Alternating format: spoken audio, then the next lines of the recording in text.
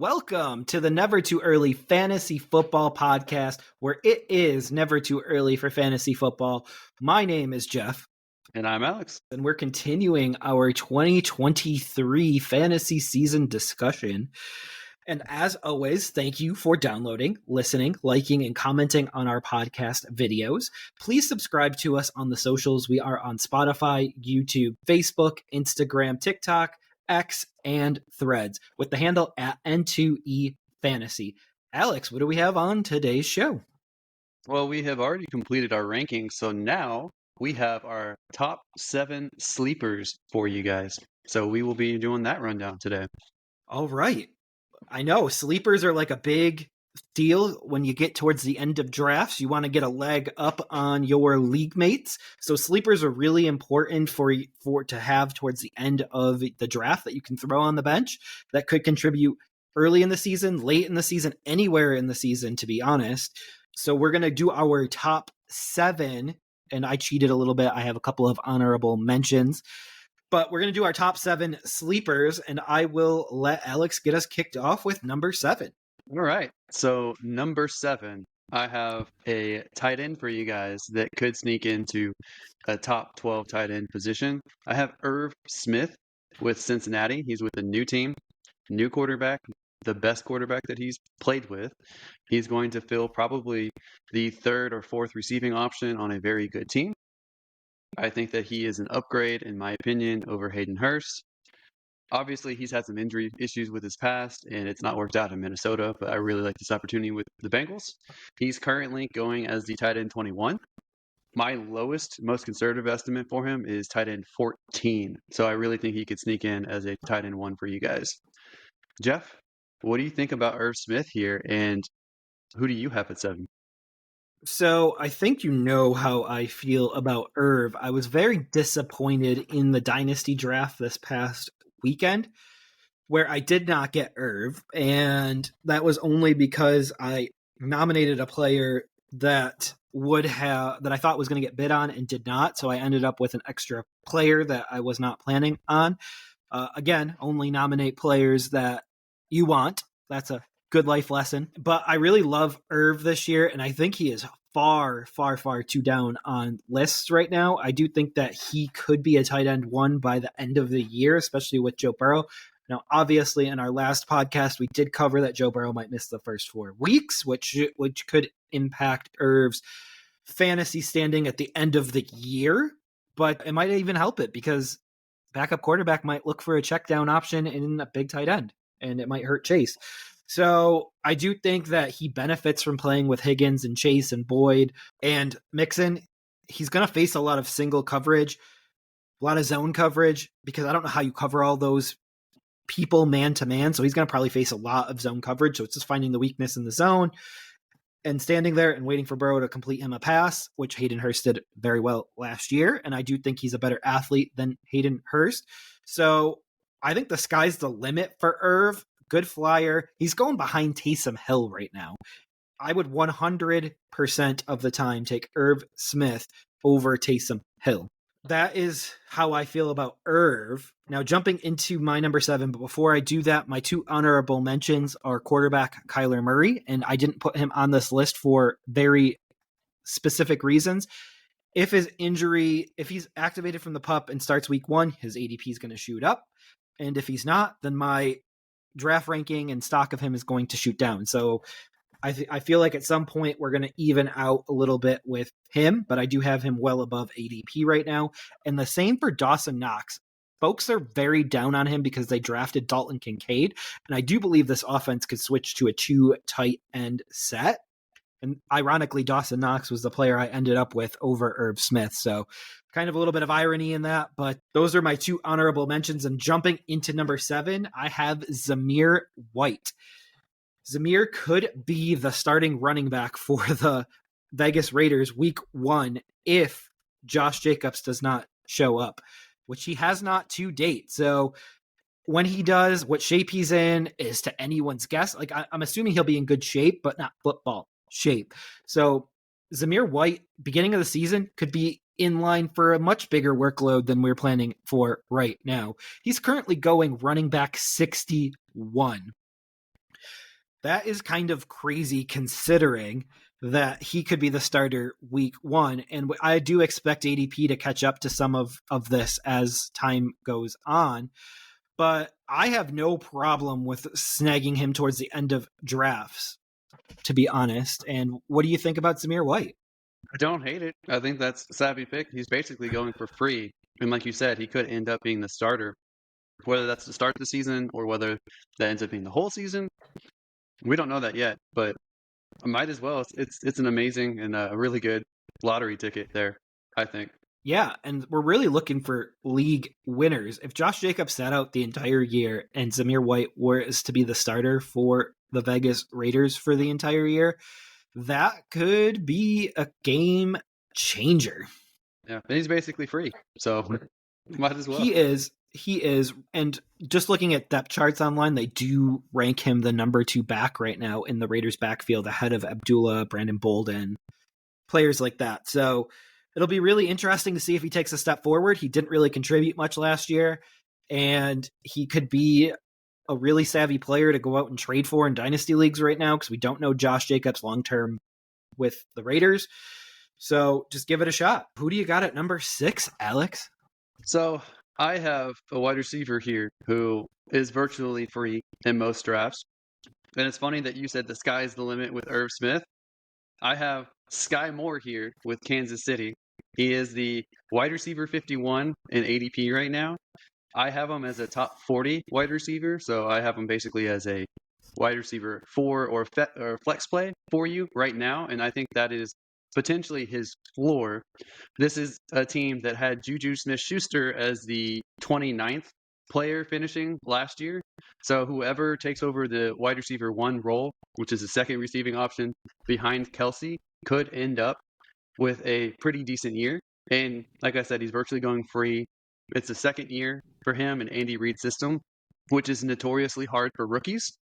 So he has been running with the ones the entire camp so far. He looks like he could be the number 1 target. I know a lot of people like Ross there, but Ross looks like a deep threat, whereas Sky Moore looks like a more complete wide receiver. I know that they brought in Rashee Rice. He is someone to look forward to as well to play with Moore going into next season because, like I said, it's very difficult for rookies to pick up the system. So I really like Sky Moore here. I think he's explosive. Don't forget, he was a second-round pick in the last draft before this year. So the 2022 draft, he was a second-round pick. And there's no Juju. There's no Hardman. Those targets have to go somewhere. Yes, some of it will be split between guys, but I think Sky Moore gets a huge chunk here, and I really like him going forward. Jeff, what do you think about Sky Moore as a possible sleeper? And who do you have at your 6th sleeper on this list? So I don't really love Sky Moore, and you know how I feel about him after last year. I currently have him as the 4th wide receiver on the team behind MVS, Rice, and Tony. So that is a really like how their depth chart and how their target pie shakes out behind Kelsey is going to be anyone's guess this year. I do have him ahead of Ross. I think Ross is going to be a preseason sweetheart that may not pan out. We'll see. But it looks like Kansas City has a ton of unknowns right now. And how they shake out. If you told me MVS was 1 at the end of the year, I wouldn't be shocked. Do I think that's the most likely? No. If you told me Rice was number 1 at the end of the year, I wouldn't be shocked. I would be more shocked if Moore was number 1. But I do like the pick because if he did take a step forward, that would be a very bold pick. He's essentially going free right now, too. So, I like the free lottery tickets at the end of the draft. They are lottery tickets, but if they do hit, they could be league winners. And I'm willing to listen on it. Just looking at a depth chart right now, he is currently the 3rd wide receiver on the depth chart. Justin Ross is actually 7th. So let's pause the brakes a little bit on the Justin Ross. I think you need to show some more faith. Richie James is ahead of Justin Ross. We know preseason depth charts don't mean anything, Jeff. They can, but we'll see what happens. Tony is going to be back and available for week 1. Same thing with Pacheco. So that we can kind of close the loop on those two players. But Moore is a very, very free pick. And if you want to grab him, you should grab some more. All right, who do you have as your sixth sleeper? So I have Zach Evans as my sixth sleeper. And the reason why I have Zach Evans there is because Cam Akers did enter and exit the doghouse last season. So he could do that again this year. What makes me think that they've resolved all of their issues? And I don't believe Kerryon Williams has carved out his role for this offense. And I just think that they drafted a rookie. They might give the rookie some run. And it's really possible. He's going as RB 68 right now. So essentially free. And I have him at RB 44. So that's someone that could be a bye week fill-in for teams, definitely an injury fill-in for Akers. And he's going 253 overall. In most leagues, there are not 253 picks in a league. So just something to keep an eye out for. What do you think about Zach Evans? Well, Zach Evans is one of the guys I really liked in the draft process as well as in the dynasty realm. I don't believe fully in Akers. I don't know if he can stay healthy for a whole season at this point. I don't know if his newly found effectiveness will maintain. I do know that Zach Evans, at a minimum, is an upgrade talent-wise over Kyron Williams or Darrell Henderson. So I think he would be the top handcuff I would want to get my hands on behind Akers. And if the Rams do better this season than what I think that they'll do, if they're competitive in games, they will rely on the run game, and having someone who's this talented who might get some carries, even if Akers is still the starter and still healthy, I think it's a very smart move. And I think that if Akers stumbles or gets hurt, I think Evans is in for a big workload. So I love it. You know I'm a big fan of this player, so I love that you brought it on the show. Absolutely. And I have a few dynasty shares of him. So another player to look Me out too. for in another format. Yep. All right. Well, we can get down to my number 5 sleeper here, and that is my homeboy, Zay Flowers. I was really high on him in the draft process. I am still high on him this year. It looks to me like he is the best wide receiver out of that group. I don't think that OBJ is running on all 4 cylinders. I don't think that Bateman can stay healthy. Bateman's been a disappointment in his career so far, whereas I think Flowers is nothing but highlight reels coming up. And Flowers is going as the wide receiver 47. I think that he has a chance to blow that position out of the water, especially if he takes the lead dog role in this offense. Right now, no one on the defense can cover him, and that's pretty impressive because the Ravens do not have a terrible defense at all. So I really like him. I'm really high on him. And I don't think that you really have to give up much. You can draft him as your 4th or 5th wide receiver, and you don't have to rely on him to perform. But if he does, then you got a huge value, and your team is looking pretty stacked. Jeff, how do you feel about Zay Flowers here, and who do you have as your 5th sleeper? I don't hate it. He's actually one of my highest rated rookie wide receivers. He's actually number 3. So he should actually contribute in his rookie year.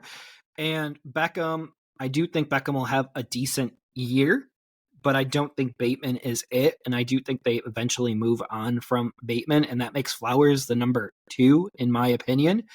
And in an offense that's going to be passing more, so Andrews, Beckham, and Flowers all could be fantasy relevant in the passing game this year. So I do love that. I also love the fact that we are now 3 picks in and we have no overlap. And just so everyone at home can see behind the curtain here, we did not discuss any of our picks beforehand. So we were anticipating some overlap, and there has been no overlap at all so far. But I really do like Flowers. You can get him really cheap, and I like those cheap players, and we'll see what happens with him as the season goes on, but I do expect him to pick up. the offense relatively easy. Now he's not free. He's going at 126, which is basically like an 11th rounder, give or take a little bit. So you are going to have to pay up a little bit for him, but he may be worth it to grab early. Kind of an interesting pick. Now, here is a pick that I actually have ranked the wide receiver right after Flowers, and it's a wide receiver that you cannot stand. And I do believe Chase Claypool has a much better year in his first full year, his second year with the Bears. Now, I believe he has a better year because now he has DJ Moore taking the wide receiver one coverage, and he has proven in the past with a competent quarterback like Big Ben that Claypool playing the number 2 role, which he was the number 2 behind Deontay, he was actually very productive in the Steeler offense.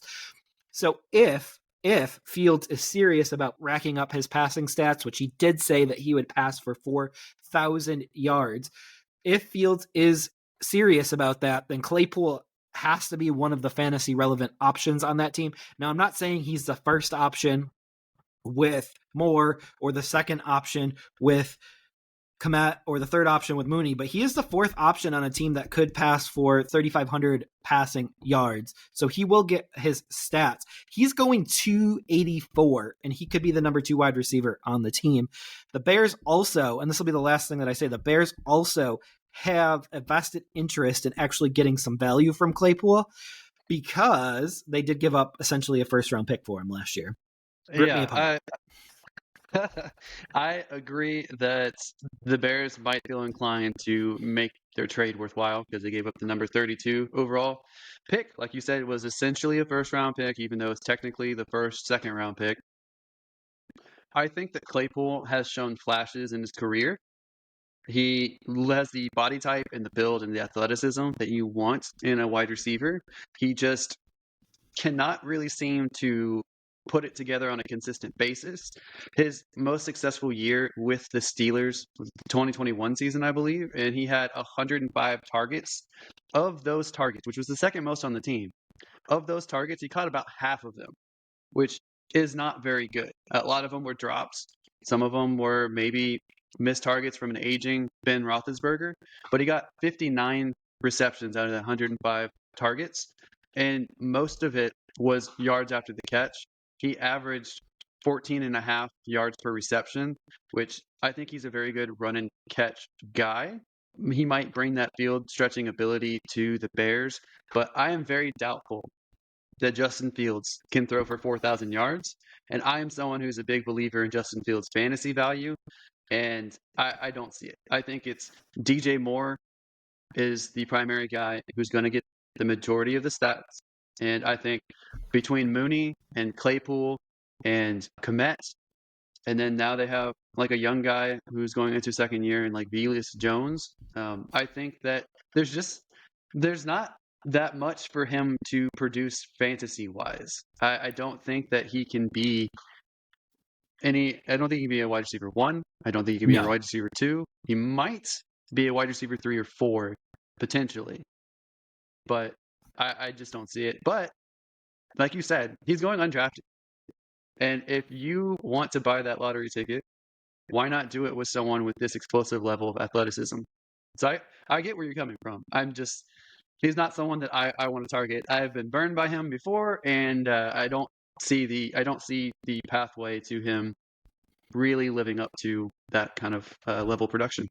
Yeah, the last thing that I'll say for him, stats wise, I have him at 51 catches for 606 yards and 5 touchdowns. So we'll see. I have Fields at 3,500 yards, but if DJ Moore were ever to miss a game, Mooney ever to miss a game, he could be a bye week fill in really quickly. And those aren't the worst players to put at the end of your roster. Yep, I agree with that. All right, let's move on to my number 4 here. And that is another Moore. I have Elijah Moore with Cleveland as my number 4 sleeper on my list. He is currently going as the wide receiver 48. And I think that he'll at minimum be a wide receiver 3 for you guys. So I have him as wide receiver number 32. on my stats. And I think someone has to be the number 2 option behind Amari Cooper. I think that Deshaun Watson will sling the ball this year. And he's on a warpath to prove that he is actually good, and the Jets made a mistake by not using him more in their system.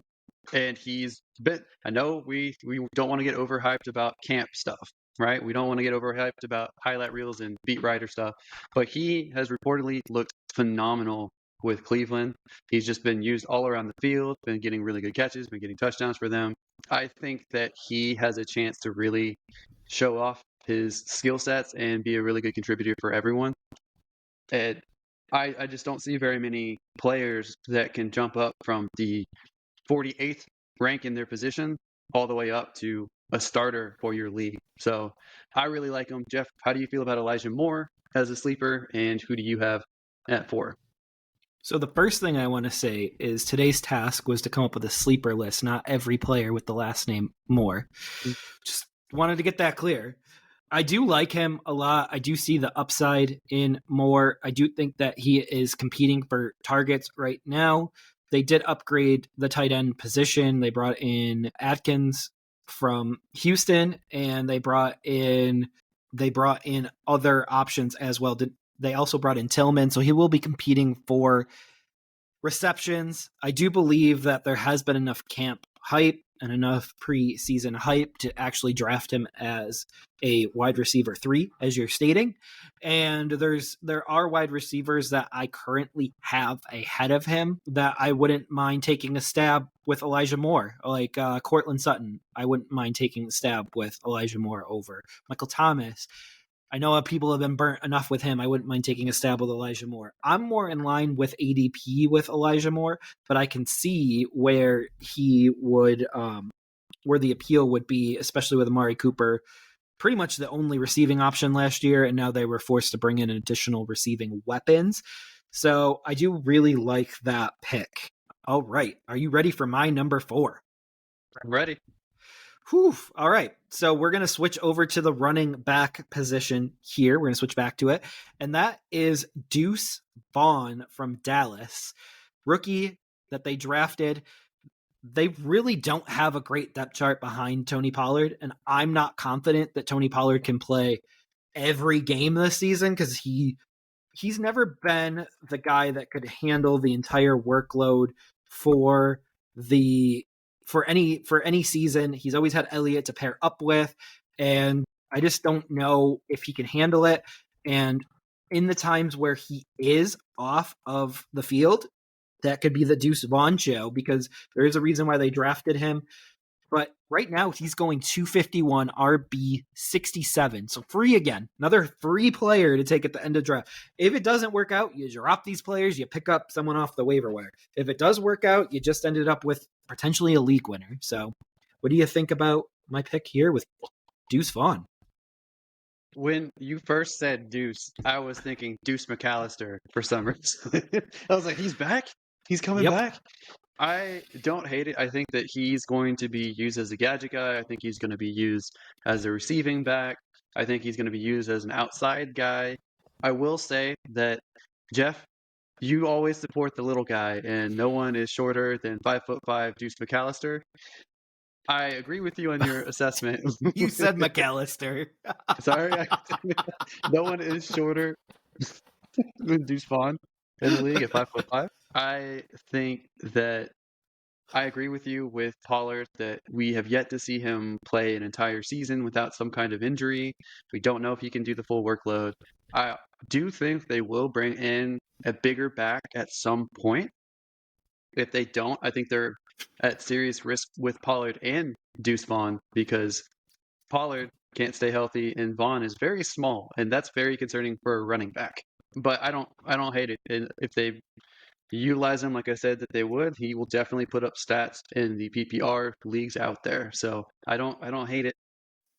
So I want to throw out this player as the ceiling for Deuce Vaughn, but Darren Sproles is a ceiling guy for Deuce Vaughn. So gadget guy, smaller. We have this blueprint, and hopefully, and he's actually worked with Darren Sproles a little bit. So I'm hoping I love Darren Sproles. He was a very useful running back when he was in the league. Well, you have to think with Deuce Vaughn's dad working for the Cowboys in the scouting department, he knows what the Cowboys were looking for, what traits that they wanted, what skill sets that they wanted, and he worked with his own son, or at least tipped off his own son what to really refine in his game. Because I don't think they did it just for the feelings. I think they like his skill set, clearly. Yep, and I currently have him getting 94 points on the season, so that is someone that can contribute to your weekly lineup and be a bye week fill in as well as an injury fill in for Pollard, which we do anticipate all running backs missing a game or two. So we will see what happens. And also going into 2024, I don't believe Tony Pollard is with the Cowboys entering 2024. So unless they're going to draft or sign a running back, then Deuce Vaughn might be a featured guy in the offense going forward. So who do you have at number 3? So at number 3, I have a running back here, and that is Tank Digsby with Jacksonville. I am getting colder and colder on Travis Etienne. I don't think that this coaching staff is very warm on him. I think that they are a little lukewarm with him, and they're hopeful that he can do better than he did last year, which I know that that sounds a little crazy to some people out there, but efficiency wise, I don't think he was as efficient as a runner as he should have been. And I don't think that he's that great as a receiving option. Although stats may lie to you, and you may think that he is because of the stats that he put up with 35 catches and 316 yards. I just don't buy it from him. And they brought in Tank Digsby as a high draft pick, and he is a better receiving back in camp. They've already talked him up. He is a better between the tackles runner as well. He kind of looks like a really good upside running back. And if ETN gets hurt, which he's missed a season, he already missed a season before. If he gets hurt, if he gets in the doghouse, I think Tank Digsby will come and eat his lunch. I think that Tank Digsby has a path to potentially upset Travis Etienne. I think he's going to be involved in third downs and receiving work. That's never a good sign when your starter isn't likely to cover some of these roles. I like Tank, and I am probably going to bite on him. He is going as the running back 47, and I think that's pretty low down there. I think like maybe 11th round, maybe 12th round, which to me is virtually free. And that's kind of the theme for today as we're going after some of these really deep guys.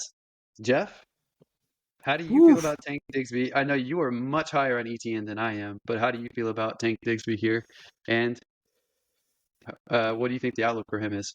So I think Bigsby could be a great injury fill in and a great bye week fill in. And as you mentioned, ETN did miss time with the ACL. Anyone would miss time with the ACL, though. So it's not like he has recurring injuries or anything like that. So last week, you say that the coaching staff is lukewarm on ETN, but Doug Peterson wants ETN to be a 1,600 to 1,700 yard rusher in 2023. And that was out of his own mouth last week. So does that change your opinion on Tank, or do you believe that was just some coach speak? He said he wants him to get up there. He didn't say he will get up there. Hey, the coach is speaking it into existence. Sometimes you got to manifest results, and I just like ETN's explosion, and he has track star speed where if he's in the open, he's gone. It'll be really interesting because I do have league mates that do not even want to discuss trading ETN right now because I do believe that he's a top 3 running back in this season. So it's really interesting to hear you go on the other side of that. But again, we all have our opinions on this. I am pretty high. I have ETN being a high end running back 2, and I'm going to stick with that. But if you grab ETN, you probably do want to grab Bigsby a little bit later. I have ETN as a high RB2 or mid RB2. So that's where I feel. And when I say lukewarm, I think they're still planning on using ETN as an RB1. I just think that they brought in high quality insurance if they decide they don't like ETN or if ETN just gets hurt whatever the case, I think Tank Bigsby is a very talented running back, and it would be scary for almost any back in the league to have someone that's talented right behind them. So that's it. Who do you have as your number 3, Jeffrey? Number 3, you're going to be very happy to hear this, but I have John Mechie at number 3. And I believe, coming a year off of missing a year with cancer, I believe that John Mechie could actually contribute in a big way with year 1 of CJ Stroud. And I actually have him projected to be the number 1 wide receiver for the Texans, stats wise, even if he may never be the number 1 on the depth chart. They might go with Collins or Woods depth chart wise, but I do believe target wise, he might end up with the most targets. He's getting rave reviews in camp and just before preseason play. So it'll be really interesting to watch his first action here in the preseason. I assume he's playing this preseason. Teams have different philosophies for the preseason, so I don't want to speak for the teams. Like the Rams, you'll never see a starter in the preseason, but currently he is ADP 215 overall, wide receiver 71. So that means he's not going in most standard leagues. And I have him wide receiver 48. So that's a bench stash, as we're talking about here, but that is much higher than where he is going in ADP. So this is someone that I would grab at the end of drafts. Okay. So my thoughts on that is the Texans wide receiving group is a mystery wrapped in an enigma. They have projected a rookie quarterback and a rookie starting quarterback, I should say. And those typically, on average, their best option ends up being, on average, a top 34 wide receiver, not typically above that. The few times that they were above that was a true bona fide franchise rookie quarterback came in and had an elite option already on the roster. That's the only times that it's really been above that. So you having him in the 40s is fair. I think the reason why his ADP is so low is nobody knows who the primary guy is going to be. And they're all mutually depressing each other's value because of the uncertainty. And you can make a case for almost any of these guys as potentially being the one that gets the most stats. I don't blame you for Mechie. He looks very explosive already in camp. He has one of the higher pedigrees with a second-round pick being taken. And the Texans took him knowing that he already had a health issue.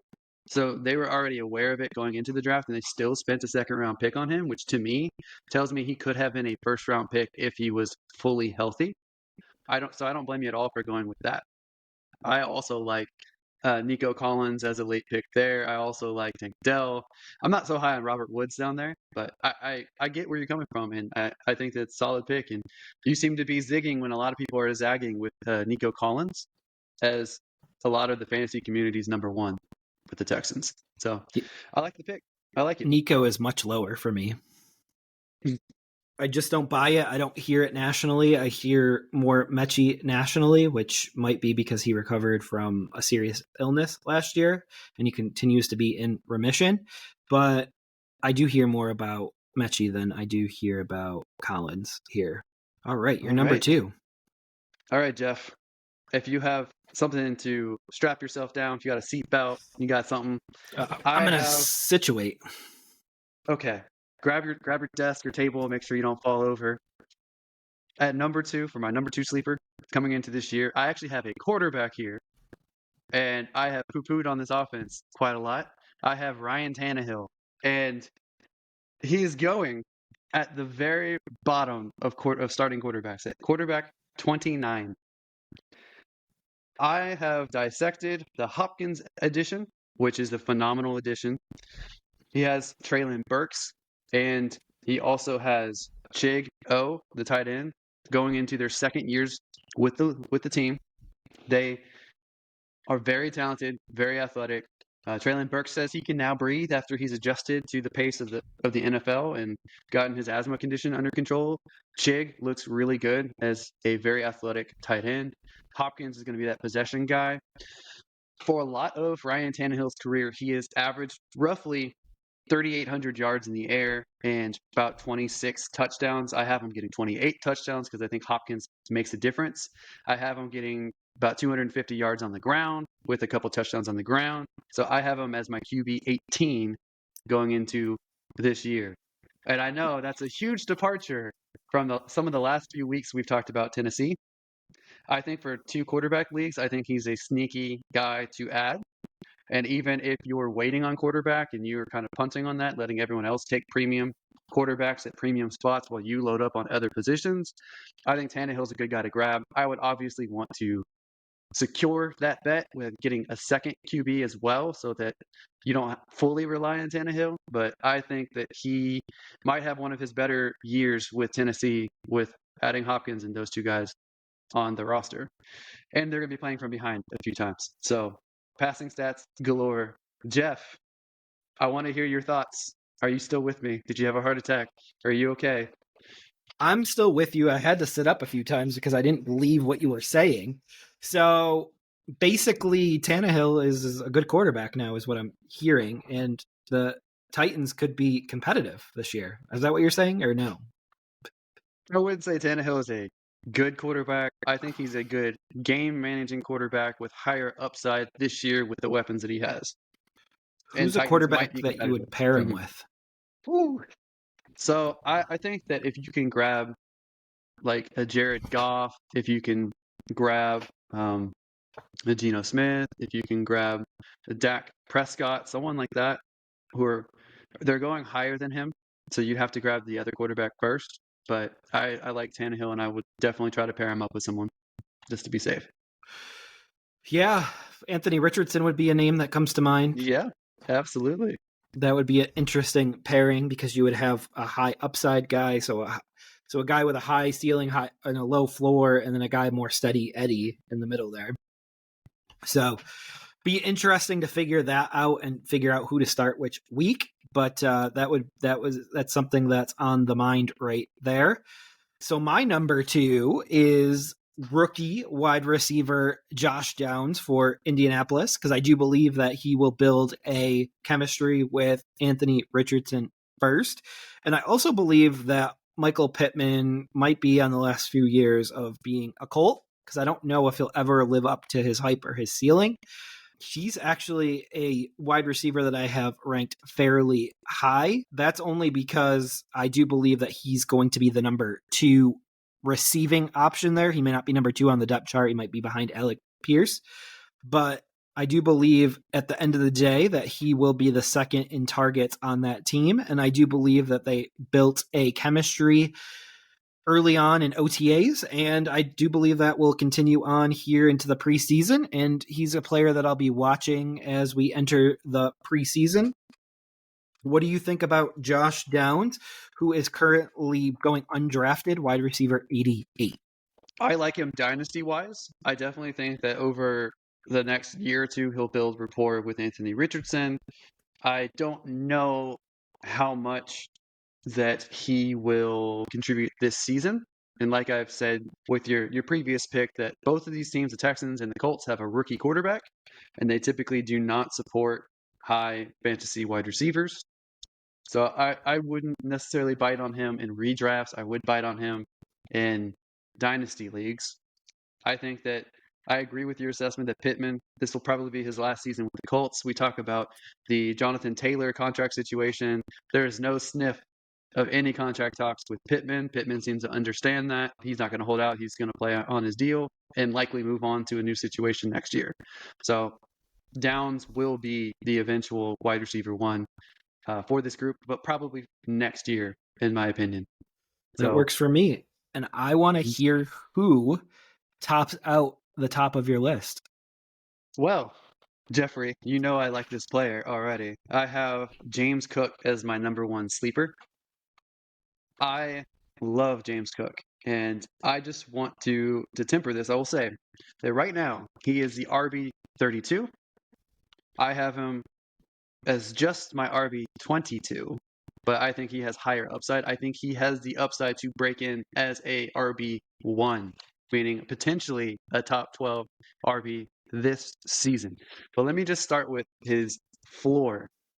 I think that he was brought in last year's draft as the replacement for Devin Singletary. I think that they viewed Devin Singletary as a very good system back for them, and they were always planning on letting him walk and never giving him a second contract.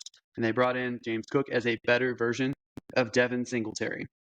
And what I've done, like I dived into Devin Singletary's 4-year career with Buffalo, and obviously he had less stats in the beginning, but his 4-year average was 788 rushing yards, 4 rushing touchdowns. He had 36 receptions on average for 242 yards in the air and a touchdown. I think that is the absolute floor for James Cook. And I think that James Cook will exceed that over the last 2 seasons, which have been Singletary's better seasons. He has finished as the RB27 and the RB24.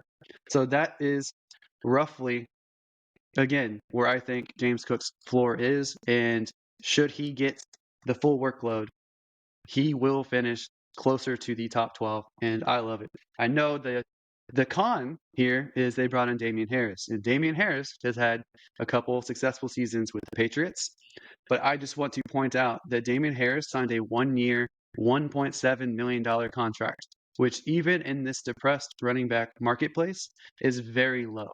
Devin Singletary went to Houston for 2.7 million. So he got 1 million more than Damian Harris got with Buffalo. I don't think Damian Harris is a serious threat. I do think Damian Harris will get some short yardage work and some goal line work, and that will eat into Cook's potential upside. But again, Singletary was very successful with not that many touchdowns, and he still finished the RB24, RB27 over the last 2 years. Cook has more electricity to him. He's a better passing down back. He is a better receiver. He's more explosive. I expect more from Cook. Jeff, I know I've talked your ear off.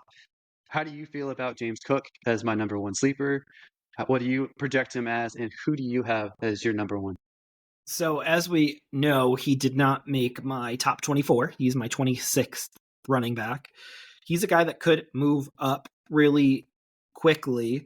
I do think Harris caps his upside this year because the Bills really haven't had a running back like Harris. I know offline we've talked about Zach Moss. I just think Zach Moss was in the doghouse for so long that I think it's a little bit apples to oranges. And I think for once now, have a running back to take goal line carries from Josh Allen and also from Cook.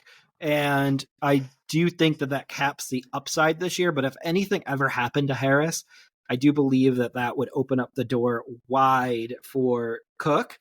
You're not getting Cook for free in leagues right now. He's currently going 78th overall, running back 31. I have him running back 26, so I'm a little bit higher than the market is on him right now. We'll see what happens as preseason and camp goes along. He could be the guy. I certainly am betting on it. I have quite a few shares of James Cook. Jeff, who is your number one sleeper? All right, this is going to floor you because it's his 4th year and his value, and he's a former first-round pick. He's a running back. And his value is so depressed right now that folks don't believe that he's going to contribute at all right now. Like he's going 166 overall, running back 54, and that is Clyde Edwards-Helaire. And I do believe that Alex just fell out of his chair, and secondly, that Edwards-Helaire is going to really pick up what was done by McKinnon last year. I do believe McKinnon will contribute a bit this year, but even last year with McKinnon and Pacheco, he was running back 46. So he's going more depressed than last year. And I believe they have no reason to save him. They should use him all up here. Pacheco's not fully healthy going into the season. McKinnon is older. So there is a potential path to some serious workload on the best offense in the National Football League. And just so you know, McKinnon is 31 years old. And that is kind of crazy that he contributes as much as he is at this age. So what do you think about CEH making the list? I am befuddled because I jokingly have brought up CEH before, and you've rolled your eyes at me like it was way off base. I think you're only saying this because you know I've divested myself of CEH in the leagues that I've had him in. So you're like, oh, well, now that he's not on Alex's team, now he's going to be good this year. So I'm very befuddled, but I think that going back because I had Sky Moore on this list and I talked about Kansas City's offense, it is very hard for young players to wrap their head around the offense and the playbook here with Reed. I know that Pacheco did pretty good last year on his rookie year. I just don't think that they brought in Pacheco on very complicated plays. I think they brought in McKinnon, sorry, on the complicated plays and brought in Pacheco on the more straightforward rushing plays. And Pacheco is just 7th-round pick, and I don't think that he's been stellar. He's definitely been above average and been useful. Could they bring back CEH? Could he have more of a passing down role? Could they want to move on from McKinnon, who is 31, like you said? Maybe. And I think if CEH, if he's gotten past some injury woes, if he's gotten back some playbook issues, if he's out of the doghouse, he could be a league breaker. Man, the last 2 years have really, really gotten on my nerves with CEH. That would kill I you. don't know if it's something I don't know if it's something I want to buy on, but I I got him on my team for a reason, and that was because he is talented. He was on the top offense in the league, but he's been outshined by fellow back from that draft class, Jonathan Taylor. He's been outshined by rookie since, and he's just had a disappointing start so far. So just for record, I have Pacheco 83rd overall. I have McKinnon 99 overall, and I have Edwards-Helaire 100 overall, and he's currently going ADP 166. So I do think they use the 3 running backs. I do think Pacheco does lead the backfield, but he is entering not fully healthy. So that's never a good sign. And we'll see what happens with this. But I just thought you would appreciate that I'm finally coming around to CEH. Sometimes it takes depressing someone's value so much to make them a sleeper. And I do believe that's what happened with CEH here. I think he's also probably pretty expensive for them to cut, so they might as well use him. And I think he'd be the primary backup for both McKinnon and Pacheco. So he'll fill in whichever one is hurt, whichever one is out, whichever one needs a break. He'll be the one to fill in. So, all right. Well, we've had some interesting sleepers, a lot of deep sleepers for some of you deeper leagues out there, and a lot of lottery tickets. So we hope that you guys found this interesting and that you target some of these guys. Let us know how it pans out for you throughout the season. But that does it for this episode of the Never Too Early Fantasy Football Podcast. Thank you guys for downloading or listening to this episode, and please do not forget to like and subscribe. Leave us a comment and share the show. Every little bit helps. As always, you can find us on our handle at N2EFantasy on Spotify, YouTube, TikTok, Facebook, Instagram, Twitter, and Threads. Please give us a follow. Until next time, take care of yourselves, and remember, it's truly never too early for fantasy football. Thank you again. Bye, everybody.